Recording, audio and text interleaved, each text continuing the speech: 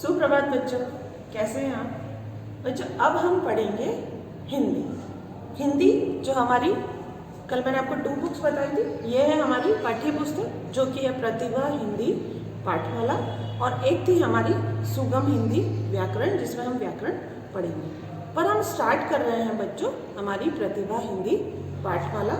Page number है 8 है page number हमारा। उसमें हम कल भी मैंने बताया था आपको, आओ कहानी कहें। इसमें एक कहानी दी गई। कहानी क्या है? पिक्चर्स दी गई है 1, 2, 3 और 4।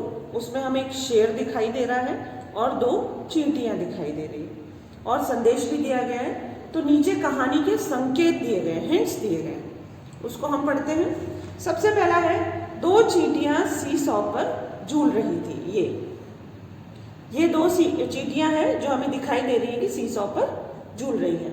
जब भी कहानी कही जाती है, पास्ट टेंस में कही जाती है, तो यहाँ पे हमने यूज किया है 2 चींटियां सीसॉ पर झूल रही थी, है ना। जब भी हम कहते हैं वो कर रहा था, ऐसा हुआ था, मतलब वो हो चुका है, वो कहानी है। एक शेर आया जिसे अपनी ताकत पर बहुत घमंड था।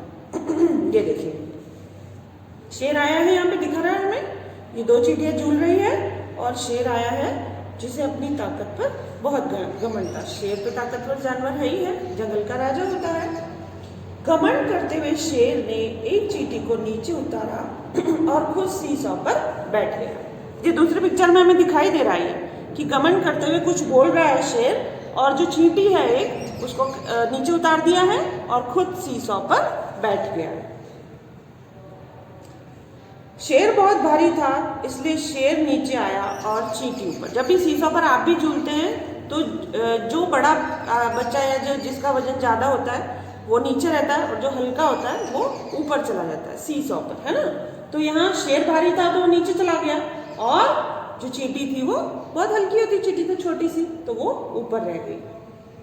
खुद को जमीन पर देखकर शेर के होश ठिकाने आ गए। अब खुद को जमीन पर बैठा हुआ देखकर उसको लगा कि मैं ऊपर रहूंगा, चींटी नीचे रहेगी। उसको अब लगा कि मैं बहुत बड़ा ताकतवर हूं तो मैं ऊपर रहूंगा, पर यहाँ तो उल्टा हो गया। शेर कहाँ गया?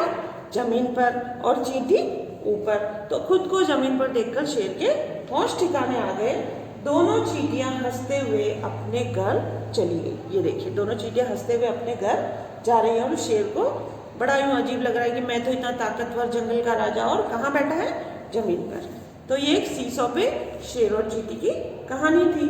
क्या संदेश मिल रहा है बच्चों इस कहानी से हमें? इस कहानी से हमें यह संदेश मिल रहा है कि हमें अपनी ताकत पर घमंड करना नहीं चाहिए। तो इस तरीके का अगर आपको पिक्चर्स दे दी जाए, है ना, और हिंट्स दे दी जाए, संकेत दे दी जाए, तो आप कहानी लिखना सीखेंगे। हम लास्ट में सीखेंगे, कहानी लेखन भी सीखेंगे।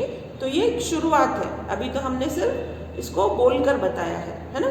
हमने इसको पढ़ा है, सीखा है, फिर हम लिखना भी सीखेंगे। ये अभी मौखिक अभ्यास है, फिर हम लिखित अभ्यास भी करेंगे, ठीक है। अब इसी पे ये देखिए, शेर और चींटी कहानी का यह चित्र देखकर बताइए कि इस समय शेर क्या सोच रहा होगा। ये देखो, दोनों चींटियां हंसते हुए जा रही है और ये शेर जमीन पर बैठा है। शेर यही सोच रहा है कि मैं इतना ताकतवर हूँ, जंगल का राजा हूँ, फिर भी कहाँ बैठा हुआ हूँ? जमीन पर, है ना। और चींटी कहाँ थी? ऊपर। यदि ये जानवर सीसॉ पर झूलेंगे तो कौन सा जानवर ऊपर जाएगा? निशान लगाकर बताइए। यहाँ पे आपको एक तरफ हाथी का चित्र दिया हुआ है, दूसरी तरफ खरगोश का चित्र दिया। सीसॉ पर जैसा मैंने बताया, सीसॉ पर जब भी झूला झूलेंगे क्या होगा?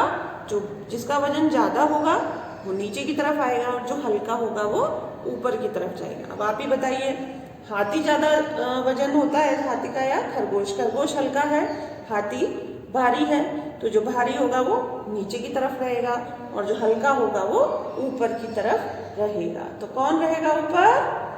खरगोश। अब है चूहा और बिल्ली। टॉम एंड जेरी अलग है, चूहा और बिल्ली दोनों के आपस में बिल्कुल नहीं बनती है ना। हमेशा लड़ाई होती रहती है, एक दूसरे को देखकर भागते रहते हैं, वो इसके पीछे वो उसके पीछे। तो यहाँ पे जो चूहा है वो हल्का है और बिल्ली है वो भारी है। तो कौन नीचे आएगा और कौन ऊपर जाएगा? जो चूहा है वो ऊपर जाएगा और जो बिल्ली है वो कैसे आएगी, नीचे आएगी। तो ये कहानी आज आपको देखनी है, संकेत पढ़ना सीखना है, रीडिंग सीखनी है बच्चों। आपको फर्स्ट में क्लास अटेंड नहीं कर पाए, पर मैं आपको जो टिप्स दे रही हूँ उसको अपनाइए और रीडिंग को अपनी इम्प्रूव कीजिए। पढ़ना ऐसा आ जाना चाहिए, कुछ भी शब्द लिखा हो आप उसको अच्छे से पढ़ सकें। पढ़ना आएगा तो लिखना अपने आप आ जाएगा। तो सबसे ज़रूरी है पढ़ना पहले।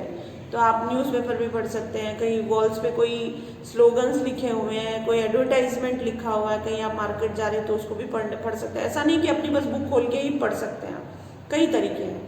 आपकी घर में अगर कोई मैगजीन आती है छोटी मोटी, जैसे चंपक है, बालहंस है, इस तरह की कोई दैनिक भास्कर की भी आती है, पत्रिका की भी आती है, उसको पढ़िए, उसमें कहानियाँ पढ़िए, उसमें पजल्स आती हैं बहुत सारी, उनको पढ़िए।